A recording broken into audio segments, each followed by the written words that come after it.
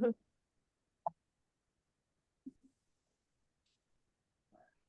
Looks like we're just letting everyone in here. You have to let each individual person in?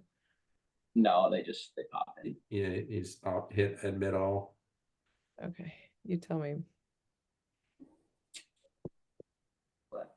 Let some people get in here. Hey, everybody, we're sorry we're late. We're just gonna let everybody join the room here.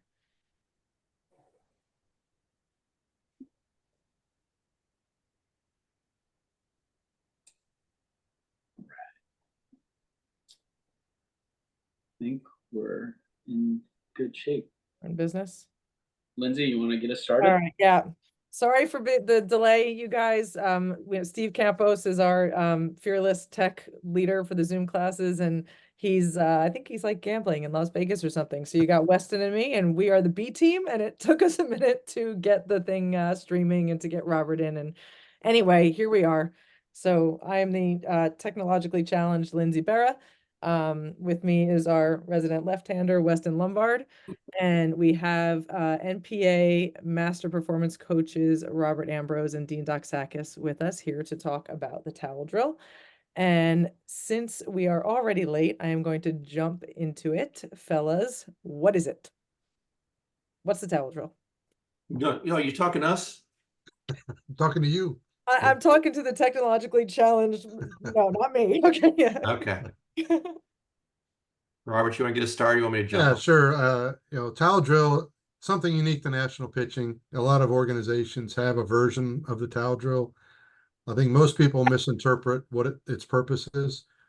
But for us organizationally, it's really one of the primary drills that we use to correct faults. We just can't throw enough. It takes us at a ballpark number about 1,000 reps to break a bad habit. We say that as a generality. But my experience is the older you get, that just pisses it off. Now you're going to do 2, 3, 4, 5,000 reps in order to actually change a movement pattern. And you just can't do that throwing a baseball. So you've got to find another way that's functional to perform a movement in the pitching delivery where you can work on biomechanics and targeting. So you can do both skill work and biomechanics work. And the towel drill is the answer for that. And we use a sock towel, and inside the sock towel, we can put different weighted balls for working on strength or speed. We have a variety of videos we'll go through here to show how we implement it with all of our drills. And we use it across sports. Today, I worked with a quarterback, and towel drill, we didn't put a football in his hand until we were probably 45 minutes into the workout. Everything else was done patterning with a towel drill, so I don't have to worry about a result. I think all the kids and coaches would realize that as soon as you put a target in place, it's like all the work you're trying to do on fixing a biomechanical movement goes out the window, because the athlete is going to do whatever it takes to hit that target. And typically what that means is regression back to an old bad habit. So for us, we're going to go through, I think it'd be great to start with what the towel drill is, how to do it properly. We see a lot of stuff on YouTube, and I don't know what they're doing. They're saying it's our towel drill. It is nowhere close. Right. So it'd probably be good to start, get your feedback, Dean, on the introduction, but I'd like to start with that. Yeah, and I think that's the important thing you said about that is the patterning in the biomechanical sequences. Most people see towel drill and they think, and a lot of detractors will say that's because we're trying to teach people to reach out, and that's not what's going on at all. It's a sequencing drill. If we have to get your timing correct, and it takes a lot of reps to do that, like Robert said, throwing 1,000 baseballs, and it may not be that great for your arm that day. There's stories of guys doing 1,000 towel drills in one day and feeling just fine, so you're not going to get hurt doing towel drill. And it's a great way to get the sequencing correct. And what happens with good sequencing is that your arm or your arm path and the release point is inevitably correct or incorrect by what you've already done. So a good sequence creates a good arm path and a good release point. The goal of the towel drill is not to create a release point. It's to get the kinematic sequence correct throughout the entire process. So you mentioned that there's a lot of things on the internet, towel drill not being done correctly. So why don't you walk us through the way to correctly do it? I think the first thing is that we see people put the target in the, like they'll use towel drill to target. We do it without target and with target.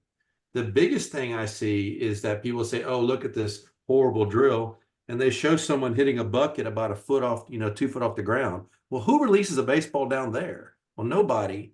Okay. So yeah, it's a bad drill if you do it wrong. So the point is to set it up to where you actually would be in a correct release point for a normal pitching sequence. Robert?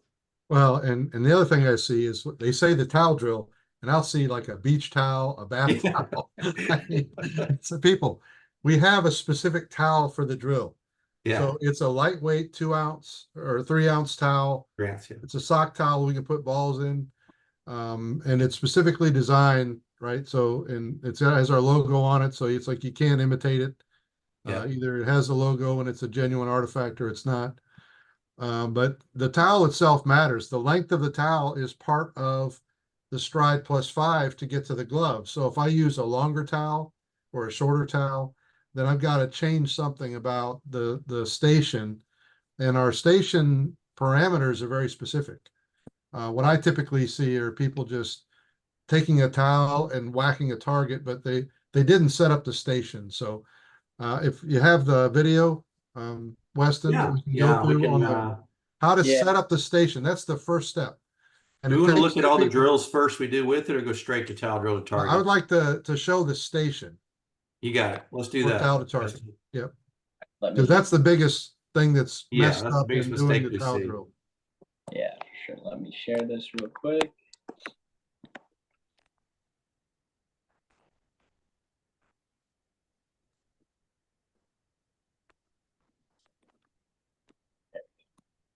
All right. Can you guys see this?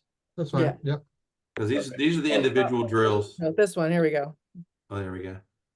So, and let's talk about the station. If we could back it up. Can to you the hit beginning. pause where his foot lands there? Yeah, back it up to the beginning. So the first thing, you have to have a starting place that you can get back to. So in this case, it's a towel on the ground. And he's doing a crossover, but you could do a narrow stance as well. But we're doing a crossover because we find the crossover sets up leg lift and weight shift better than any other position. So go ahead and take it through to a foot strike. So a normal delivery, you got to measure with a real delivery into foot strike, not a shorter one. And then go ahead through the delivery. And then from there we measure, so it's stride +5 heel to toe steps. So it's pretty far out there, but I'll put my toe on his toe. And where I'm trying to put the glove is based on his arm slot, where his eyes are and his head is at release. So what he means by that is you got to see their rep first. Look at where the player's eyes when his foot hits the ground. Try and stop him there. And you're going to see that's the height of the glove it should be that you set up the target. The second thing that he's talking about is look at your pitcher's arm slot.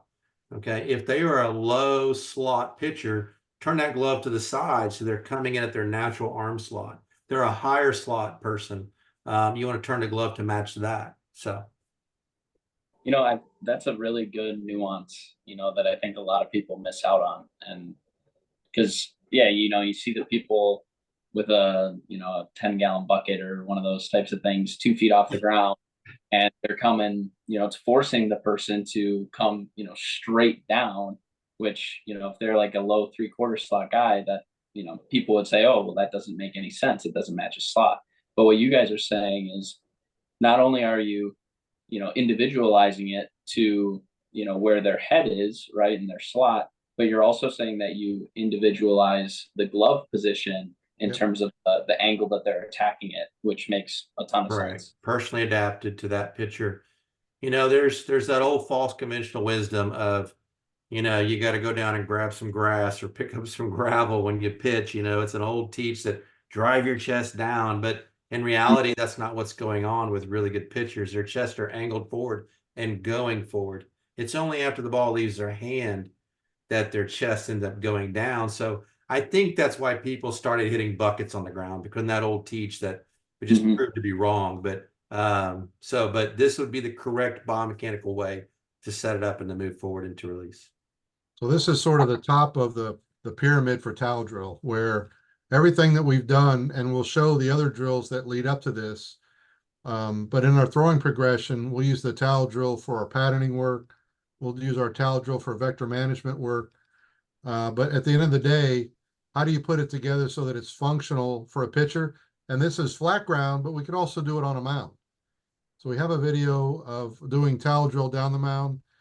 Yep. And one of the great stories of Tom working with Nolan Ryan was that between starts, he would do 100 towel to target off the mound every day. He wouldn't throw a baseball off the mound, but he would do 100 towel to target drills each day. And then he'd do flat ground throwing. And that way he was able to recover. And, you know, some of the pitch counts the guy had are legendary. And of course, the length of his career is probably not going to be matched. The volume of pitching that he did is incredible. Recovery is a big part of what we do. That's why towel drill is such a great drill to do for pitchers in season, because I can get throwing reps that work on my delivery and targeting. And we say that if you hit the glove, you would throw a strike because all of your vectors are lined up. And essentially that's a strike. If I miss the glove, that's probably a ball. But you can get, you know, bullpen work without throwing a bullpen with a towel drill. So, I was just gonna go ahead, Weston. Yeah, go ahead. Oh yeah. So right now, you know, both of the videos that we have that we can show are from a side view. Robert, I know you sent me some videos that we weren't able to get onto the iPad, but Okay. within, you know, with what we're looking at right now, where are you standing? Like, where is the glove relative to, you know, the center of the rubber, right? Like, as they're coming through, is the glove, you know, in line with the target, or is it a little bit more arm side to kind of match where the arm would be leading towards, you know, if their vectors are leading, you know, towards home plate, or where are you? So when I set up the center of the rubber. So whatever that target is, like where his foot is, the ankle eye, that's where I put the glove. Okay.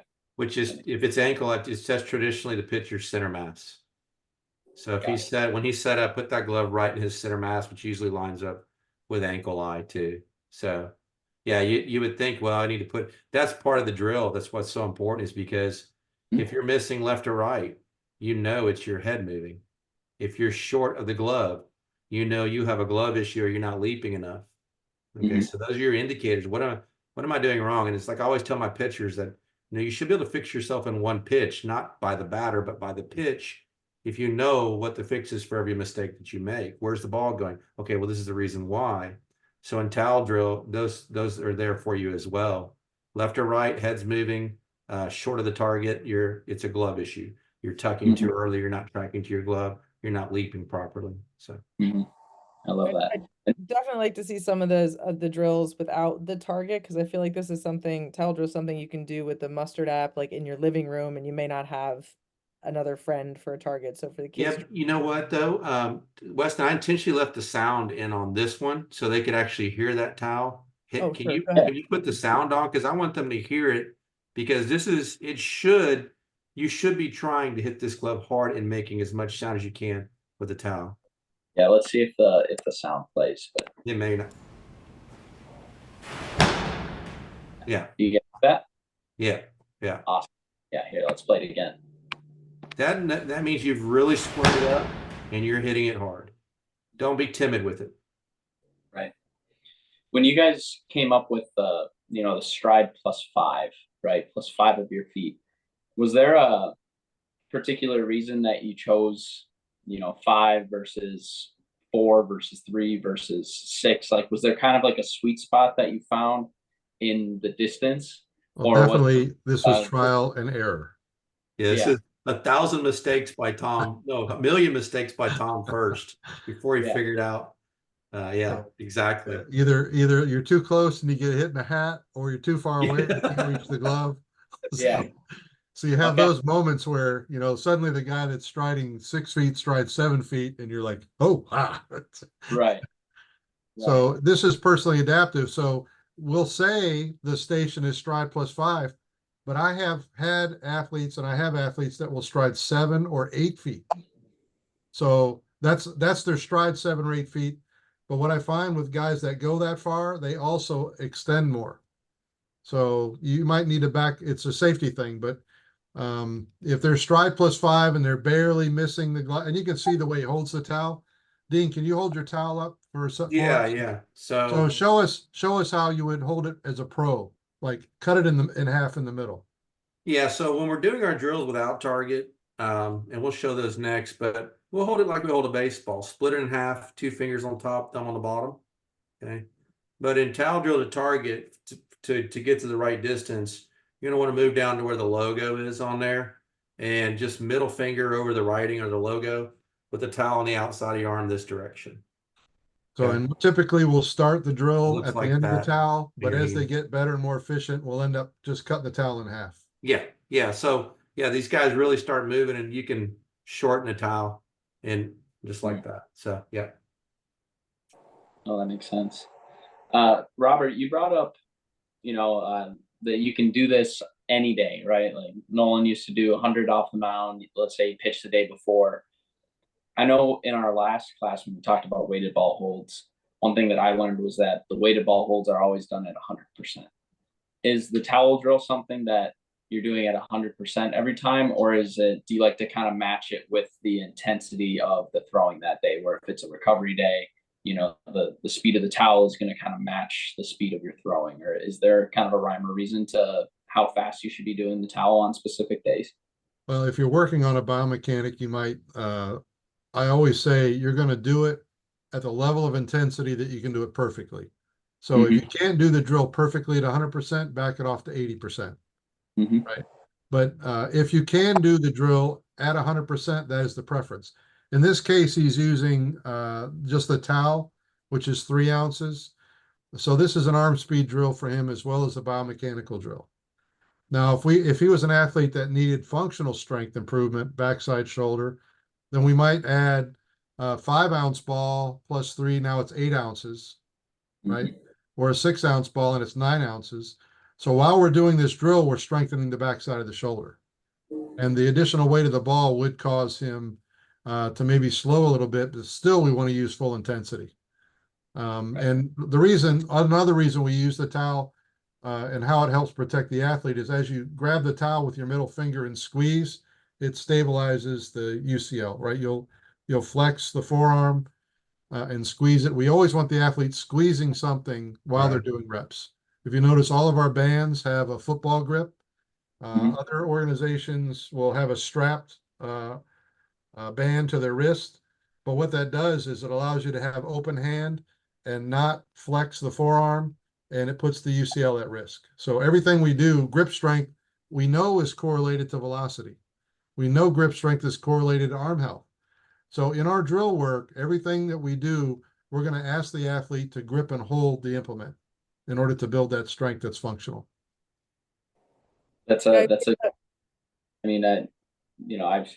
I personally have done it where I haven't even really thought about the grip standpoint of it, where if anything, I was almost trying to stay loose with it at times. But the last time I was with Tom, that was something that I learned was, you want to grip the towel so that it does stabilize it, like you were saying. Lindsay, you were going to bring something up? No, I was just saying, before we move off to the ones without the target, Barry's asking in the chat, if you have a low 3/4 arm slot, where does the target go? Yeah. So I think, Dean, do you have a glove handy? I don't have a glove handy. No, but let's just say if you were completely sidearm, it would be here. Okay. This would be if the towel's coming this way. Just imagine what your arm slot would be. This complete sidearm. Okay. So low 3/4, mid 3/4, high 3/4. So you just adjust your glove to whatever your arm slot is. Just visually look at that. You can use video too. The other thing I was going to mention too is that this isn't limited to just practicing fastball. We do it in all hand positions. We do fastball, slider, curve, changeup.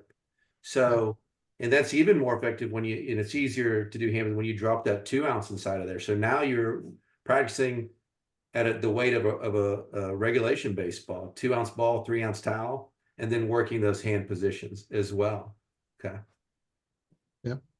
So before we leave this screen, a popular way to do the towel drill for people, you don't have a partner or you're at home, is to do it to a doorknob, something like that, that's about the right height.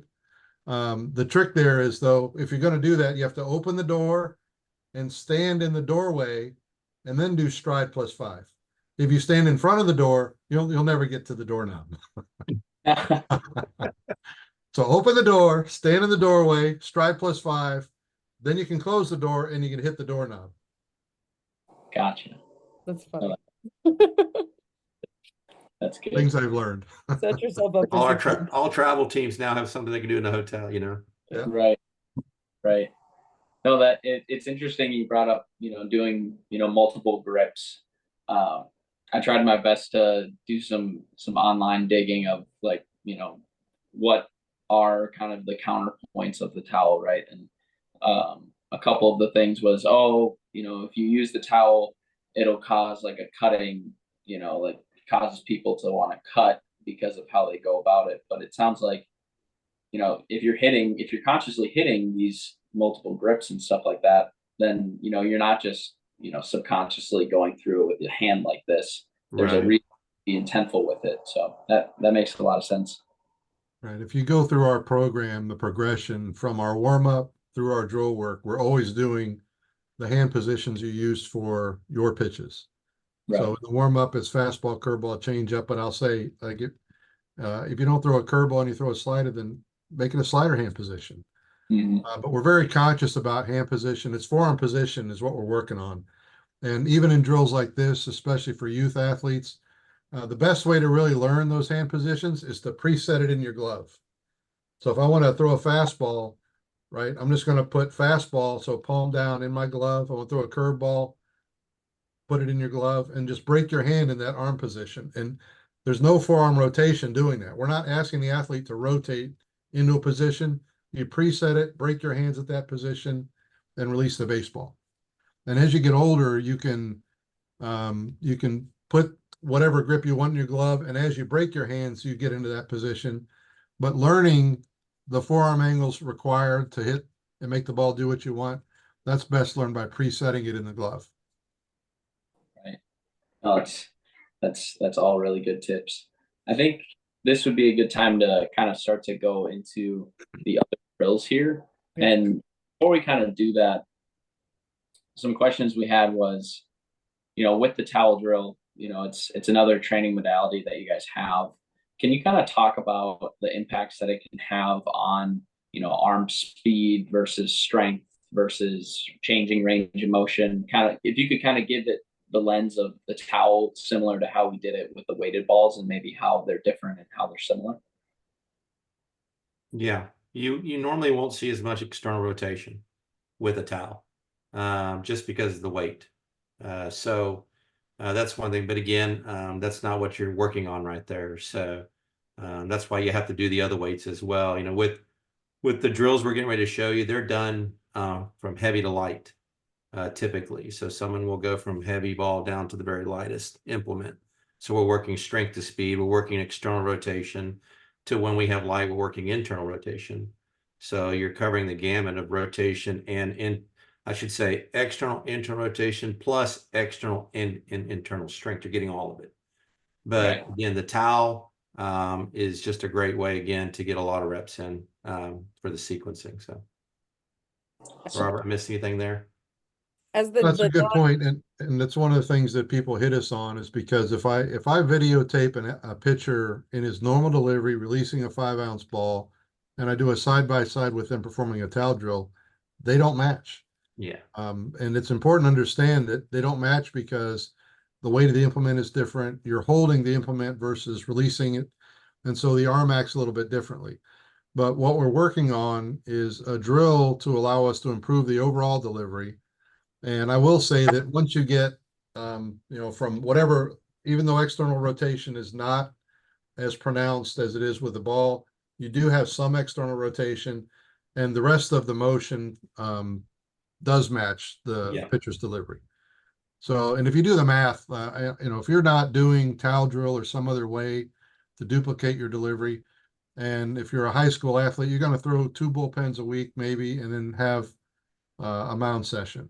So you might throw 35 pitches in each bullpen, and then you go in the game. So let's say you throw 100 pitches in a game and you throw 35 in your bullpens. That's 100 and 70 pitches in a week. Well, we're going to do 300 or 400 each day. So when you talk about skill acquisition, I'm going to do 2,000 or 3,000 reps in a week with this modality versus an athlete that's going to throw under 200 throwing motions in a week. Who is going to make more progress over time? The reason our athletes are so well refined by the time they get to college and in pro ball, it is this drill. It's the best recipe for really polishing a delivery. Guys, how's the towel different than using the lighter ball? As far as the weight, hold. that's the same for the holds. The same end result happens. It's 3 ounce versus 2, but the towel drill it just allows you to make a throwing motion, and it gives you the oral feedback. So like if you can put the sound on with Chris doing even towel drill. The last the speed towels has sound. These don't have sound, but the last one, the speed towels, I want them to hear those. Okay. Because what he's saying is it's an audible trainer as well. In fact, after you've done this for a while, you can actually tell, and we've done this compared looking at the video analysis and everything, but the tone of the towel will get louder and deeper the more efficient your sequence is. And where you hear it is also important. So if you hear a whoosh, then they're casting early. Yeah. What I want to hear is out front. I want to hear a thump, like out front, a deep sound out front, where we want to have release point. So out over your front foot somewhere. So that's, as a coach, I can listen and see how efficient that pitcher's delivery is just by watching them go through motions with a towel drill. That's awesome. So for everyone, we're not looking for a whoosh. We're looking for a whoop. Deeper tone. Yep. And quicker. You don't want to hear a long whoosh. Yeah. Right. And that's they're why dragging their arm through. Yes. And that's why the type of towel is important too. We've tried, like in this video right here was a towel. We had changed the fabric up a little bit, and we're like, we're not getting the audible feedback. Let's go back to the old towel where we know we can hear the results. Right. Well, are you cool to start going over these, and maybe we can just talk about how, starting from the knees and kind of how it builds up. Sure. So here, Chris is working on his front side glove. On the knees, obviously we're working upper body, torso. And then in standing, now we're looking at, looking at the rocker position. So if you think about this position, we've just landed at foot strike and we're presetting the upper body and we're just working on stride into foot strike. So the athlete doesn't need to think about an outcome. If I was throwing a baseball, right away, the athlete's worried about how that throw felt, where did it go, was it on target? With a towel in their hand, they're able to focus everything on their kinesthetic awareness. How does my body feel? How do I move through space? And in training, we want the athletes to think about what they're doing so they can make those changes. And we work on a process mentally that when you get on the mound, we don't think. But in training, you have to. So there we're doing a crossover, which is getting closer to the delivery. And if you can just stop it at leg lift for us, Weston, if that's possible. The big reason we do the crossover there, you see how his knee is behind his hip, right? Mm-hmm. So and a big teach for us now is we're finding ways to delay the hips longer. If I delay the hips longer in the foot strike, then the hips have to move faster in a shorter time frame. Every mile an hour that I increase hip velocity can end up at 8 miles an hour in the baseball. So that position there, we want to duplicate when we go to narrow stance, having that lift leg behind the hip there. That's a great rep right there. But once again, he's not worried about an outcome. And we didn't do narrow stance, but So now we're moving a little bit faster, and in the progression and drill work, what we'll see is an athlete will break down at a certain level of ground force production or movement. And it's a way for us to kind of identify where they are in their progression. And what are kind of the telltale signs of like when someone should, with the holds, right? It's like, if it starts to slip, it's like, okay, we gotta hang out there for a bit till we graduate. What are kind of the telltale signs of, okay, maybe, let's say they do fine in the crossover, but they struggle in the shuffle step, or, what are kind of the common errors that you see when people are doing the drill, trying to execute it, where it's like, okay, we should hang out here before we, Yeah. forward. It's just like with, like you said, with the weighted balls, you can't go on the next one till you master the first. So you started knee drill. They're doing knee drill, and I see their head and their glove kicking over to the side. I know there's no way I'm gonna let them move their feet yet until they can master head center mass, glove center mass. Why would we? It's just going to get worse if I start moving them. So they have to master that first. And then rocker leaper, if they can't land with their shoulders closed, if they can't leap 1 foot, one of his feet, and keep his shoulders closed, then there's no point in taking him to crossover, because he's just going to open early. And so then at crossover, if he can't do what Robert was talking about lifting and creating that energy angle, then we're not going to keep going until he does do that, Right. and so on. So, and the other thing about the progression here is we're starting at neutral ground force, going all the way up to 9 times ground force. So there's a ground force, just like in weighted balls.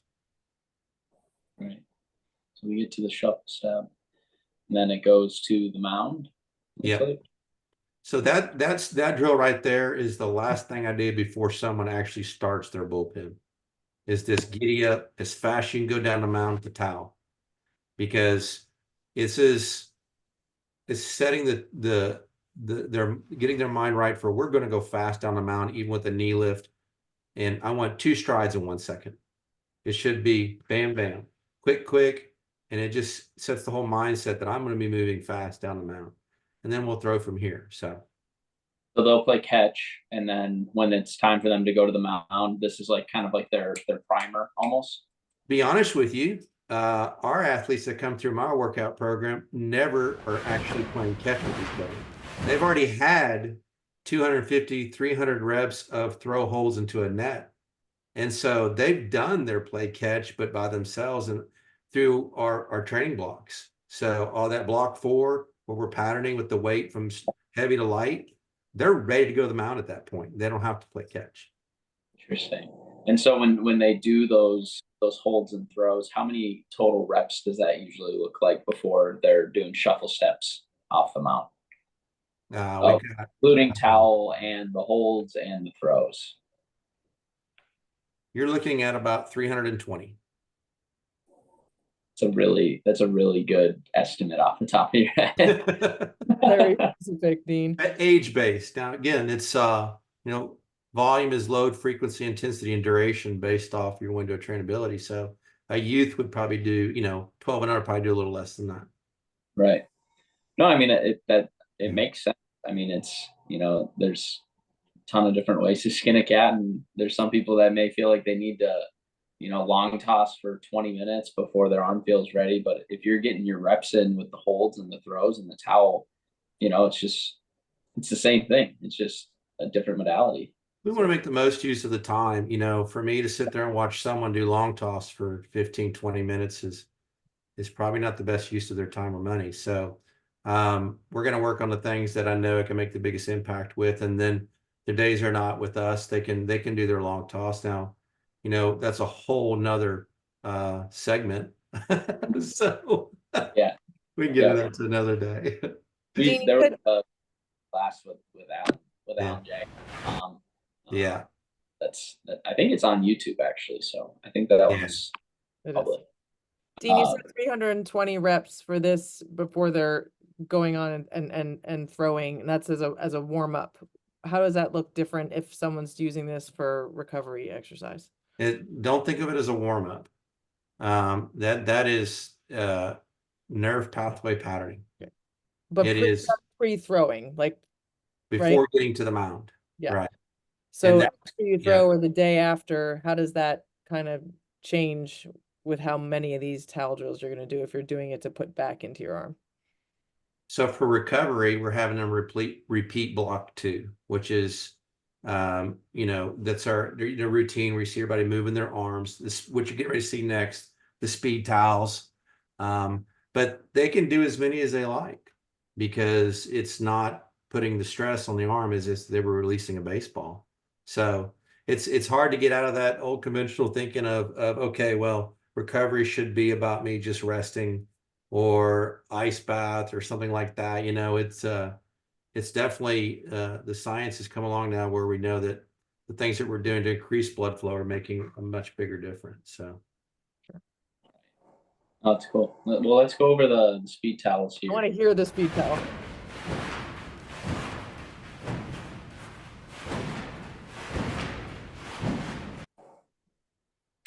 yeah. Huffing and puffing as much noise as you can make.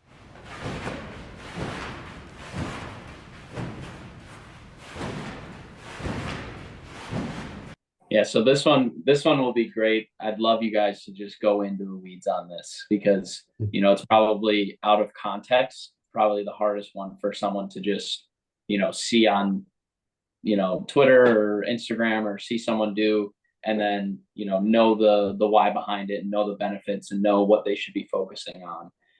So I'd love you guys to just kind of nerd out for a little bit and talk to us about what the benefits are, what to focus on, what are some of the nuances, maybe what are common mistakes with the towel, with the speed towel, what are we shooting for, what are the objectives. I'll just let you guys run with it for as long as you guys want. Go ahead, Robert. It's actually not a biomechanical drill. So this is actually just about going anaerobic. So, but as a coach, I want to watch the athlete, and especially when they start to get tired, we'll start to see mechanics break down or regress. So we'll typically do heavy to light with the speed towels. The goal there, we're just trying to combine a lot of different things. The primary goal is to get the athlete to go anaerobic while doing a sports specific drill. So I can go, and I'll mix it up sometimes on my field where we have choices, and I'll give them choices. And it turns out that this one sucks the least. So people that don't like it, I'll say, well, we can do shuttle runs. And they'll say, okay, great. And then after shuttle runs, they go, wow, that sucked worse. And I'll say, or we can do hill runs. And they'll say, okay, great.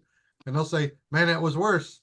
Or we have my Marine Corps workout, which I really like, but it's very unpopular. But so it turns out this is the this is the drill that they get the most out of. So it's cross specific to your sport. Do it with quarterbacks and pitchers and golfers, and you're going to go anaerobic. So we go anaerobic to, release endorphins and growth hormone in the training environment. Every athlete that's in a uniform, any uniform, should go anaerobic once a day. Every time you're in a uniform, you should go anaerobic. Now, as a pitcher, you can avoid that, right? Because I walk to the mound, I walk back to the dugout. Unless you create some intensity, that's not going to happen. The towel drill, we will do reps until the athlete goes anaerobic. So some guys are in really good shape. So it might be 4 or 5 or 6 reps. And the goal there is we want to do 24 reps in 30 seconds. So if you got a calculator out there, you can divide those, and the result you get back is 1.25. And for us, that's the perfect timing from initiation of a delivery until ball release. So in doing this drill, we're not only working anaerobically in a pitching delivery, we're also working on the timing for a correct delivery off the mound. And it's all in the context of a 30-second drill. How many times do you do the 30-second drill? Well, that's my point about going anaerobic. So the goal is to go anaerobic. So, and today I had a quarterback, and he's not very aerobically fit. So for him, it was 3 reps, and he was huffing and puffing, red faced. Okay, that's enough. But I had an athlete last week, a pitcher, who was a stud athletically. He did 4, and he wasn't even breathing heavy. So we did 5, and we did 6. And by the 6th one, he was hurting. So then you're done. And once again, exercises and punishment, you're trying to go anaerobic, but everybody has a different level of that fitness. So I don't like to put all the athletes together and require all the athletes to do 4 or 6 or 8 reps. Once they go anaerobic, I pull them out until the entire group has gone anaerobic, and then we go on to the next drill. Yeah, just so everybody understands what he means by anaerobic, and that's The sign is like he's talking about. When you can't speak because you're just trying to get so much oxygen into your lungs, that's when you're anaerobic. You know, you can jog and do aerobic activity and still talk. But anaerobic, it ought to be huffing and puffing, hands on my knees when I'm done. Somebody get me some air type of thing. So, And the yeah. drill is only 30 seconds. So when you hear that, you say, hey, we're going to do this drill for 30 seconds. That doesn't sound hard, does it? And like, wow. Yeah. But Yeah. it is. But that's what it takes for recovery. And it's 8 to 10 minutes daily if you're an athlete. Try to get aerobic, whether through sprints, speed towels, whatever you like or dislike the least. I should say. Are there things that you can do wrong doing speed towels? Like, are there ways athletes cut corners to try to I get think that so. 24 and 30 seconds? So what should they not do when they're doing a speed towel? So I sometimes they'll get lazy and they'll just keep their body still and just flip their wrist, you know, like this. It starts out like this, and then it ends And up then like this, and pretty after soon you're just it's just a wrist motion. Okay, so at that point, like Robert said earlier, go at the speed till you can get it correct. I still want to see you close, throw. I want a tempo of step throw, step throw, step throw, step throw. Give me that. And each time, it's not a biomechanical drill, but still I want you to simulate at least close, throw, close, throw. If you're just doing this with your arm, Yeah. it's not getting you anaerobic. That's when we go to the shuttle runs or the Yeah. hill or start doing push-ups. So yeah, but so that's the one mistake I see. And but yeah, that's really it. They get lazy with the arm and start flicking wrists. I gotcha. Thanks. Well, I think we can go into, I know we've talked a little bit about deep training before. Do you guys consider the towel drill kind of part of deep training? And could you talk a little bit more about, what deep training is to you guys? And, is it something that's done at 100%? Do you do it with the towel? Do you do it with towel and ball? Is there specificity in that? Yeah, I think one of my favorite deep training drills with the towel is in front of a mirror. And let me back up. With deep training, that is when it's you and you by yourself with no outside interference into what you're doing. Nobody's saying you're doing it right, you're doing it wrong, or try this. It's you and you alone working on the things that you need to get done. It's when it's easiest for you to stay in a flow state, when the subconscious can absorb and all those trillions of cells in the subconscious can actually adapt this nerve pathway. And so my favorite one's in front of a mirror because it's just you and you can actually see, feel, and hear. We're involving more senses all at one time is what's important. So with the towel, not only can I feel it, now I can see, am I moving the right way? I can hear the towel. Is it making the right sound? Okay. And what does that feel like at the same time? Because the issues with players a lot of time, feel isn't always real. They say, well, I feel like I'm doing it right. I said, well, here, look at this video. You're not doing it right. So now how can I train and feel and see and hear at the same time? And so that's my favorite deep training towel drill is in the mirror. Yep. And in the mirror, we also like to put a piece of tape down the center line. And when you start the drill, we're not really doing stride +5. You're just doing reps towards the mirror. But you set up in your balance posture stance with your ankle eye at the center of the tape. And then you evaluate, how do I finish? Did I change posture? Is my glove outside the tape? Right? Where's my release point? And when we talk about deep training, what we're really saying is that you're practicing without judgment from others. That it's just you throwing a ball against the garage door or working a towel drill into a mirror. But most of the time when athletes have somebody else judging them, another player, a coach, a parent, they might just be sitting back watching, but that's disruptive, right? Even though they're not saying anything, the kid knows they're there. And so they can't fully focus on what they're doing mentally and physically. So they have to have some time alone to work on these things. And that's what deep training is really all about. And the funny thing is, when athletes are all alone, they never get mad about their results. When somebody's watching and they make a mistake, they're like, ah, crap. Oh, geez, that was terrible. And that's not because they're mad. That's for the benefit of somebody watching, right? You never see an athlete get upset at themselves when they're by themselves. You will see athletes get upset when mom, dad, coach, other teammates are watching, and because they're self-conscious. So I think it's important for parents that are on the call or coaches to give your athletes time alone to work on drills like this. No, that's amazing. It's funny how you described, having the mirror or just you and the wall.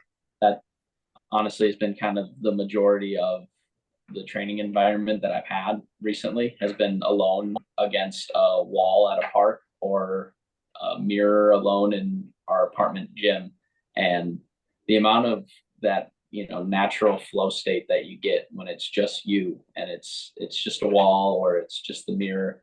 Like I never have to worry about, being focused and intentful about what I'm doing when I'm in that situation versus, you go to a busy facility or you're at practice, it can definitely become more challenging to kind of get into that flow state and be intentful. So that was cool for you to kind of define that because that's something that I've definitely felt, but had never really defined it in that way.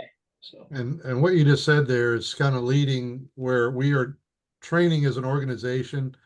We're leading more towards flow state training as a rule.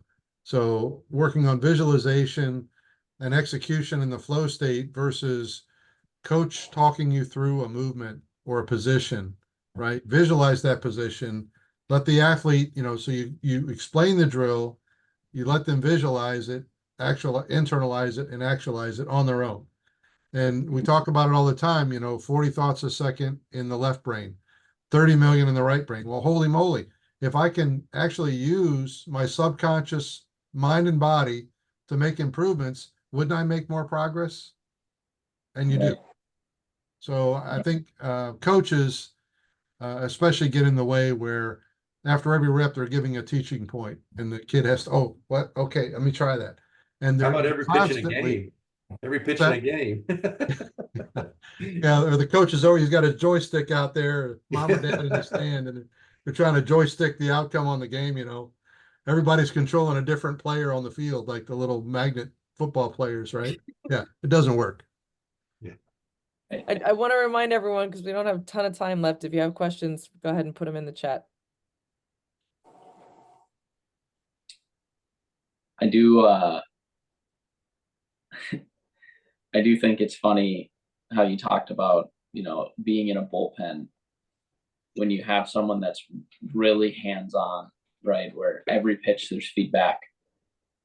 I think getting that feedback can be beneficial, but there's a time and a place. And I think every time that I had a light bulb moment in a bullpen, it was almost from the lack of that, right? Of kind of letting me kind of find what I was trying to feel or letting me, verbalize what I was trying to do. Like that's one of my favorite things about when I go, I'm able to go throw with Tom is like the approach to a bullpen is just different. And you can see the light bulb moments happen with people as they're throwing because they they're able to find it on their own. And he kind of just helps lead you to, that finding of it versus just, do this throw and then, okay, do this throw. And it's just constantly tweaking. It's like, how could you possibly get into a flow state when you're being interrupted every throw? The process of how that happens many times with us is that we're not telling you what you need to fix. We're asking you questions that lead you to the solution so that now it has become yours and you fixed it. Instead of saying, telling you that you were, what you're doing wrong, we're going to ask you, why did that ball go there? You're going to say, let's see, it ran arm side. I guess I didn't reach out far. Well, no, I said, we'll back you into that result or the fix by just keeping you asking you questions until you get there saying, just telling you, hey, this is what's wrong. So it retains a lot better that way. It reminds me of the story too. Tom always said about Nolan Rice. Said He'd tell Tom, shut up until I line it up. And then he can tell me what I need to fix. Yeah. Tom likes to talk, so that's a challenge for him to sit there and be quiet. But really what we're trying to do there, Weston, it's guided discovery. So if I tell you the answer, right? Okay, it's the right answer, but you didn't struggle with it. It's like it's school, right? It's if you struggle with learning, you retain it. So if I can guide you to the self-discovery of a teaching point, you'll own it. If I just give it to you, you don't have any ownership of it, and it's not as meaningful. So guiding discovery is kind of what we do on the mound. And we're not trying to help you discover the entire delivery. There's one thing that we're working on. And if we can come out of a bullpen session with you changing or improving one thing, then we've done our job that day. It's a great, unless anyone has any send-offs or any questions, I think that's a great way to kind of send us off. I'd love for you guys to, is there any like free resources on this where people can learn more about kind of the towel drill and get some, recommendations on, what to do and stuff like that, where they can find it? The free video page on nationalpitching.com has a kind of review of this videos that we've seen here. Tom, myself, and Robert talking through it. That's a good one. And then there's no replacement for hands-on in-person training too. So yeah, find where the closest MPA coach is to you and go see them. It'll definitely make a difference. Yeah, so Chris made it look really easy hitting that glove, but I will say that you have to do a lot right. So Weston, you can attest to this. You have to do a lot right in your delivery to hit that glove. So for a new athlete, you're going to whiff like a lot for a while until you finally get to the glove, right? So, you can't be off the reservation. You got to be pretty close to a solid delivery to be able to reach the glove. How many reps did it take you the first time? I remember getting very, very frustrated the first time I went to Tom. Because I was literally like, there's no way I can reach this thing. This is impossible. Like, there's no way. And then lo and behold, as we started to, firm up the front side and everything like that, there was one where it clicked. And then after I got it the first time, then you start to be able to do it more consistently. But I mean, I think every time it's never easy, I would say. But once you do start to get it consistently, things start to kind of click mentally and physically. Yeah. So guys have been with us a thinking while. about the other way. If you put the 2-ounce ball in there and you're missing long and you're whacking mom and dad upside the head. Well, every MPA coach can attest to how many times they've been hit in the face with a towel. So luckily I wear glasses because I've taken it many times, just, so. Break out the hockey cage. Yeah, exactly. Face mask for towel drill. Well, thank you guys so much for joining us. It's always a pleasure to talk to you guys about all things pitching, and I hope that we can do this again sometime soon on some other controversial, not so controversial topic. That sounds good. Sounds good. Really enjoyed it, everybody. Yeah, thank you. Have a great night, Weston. Thank you. See y'all. Yeah. See you around.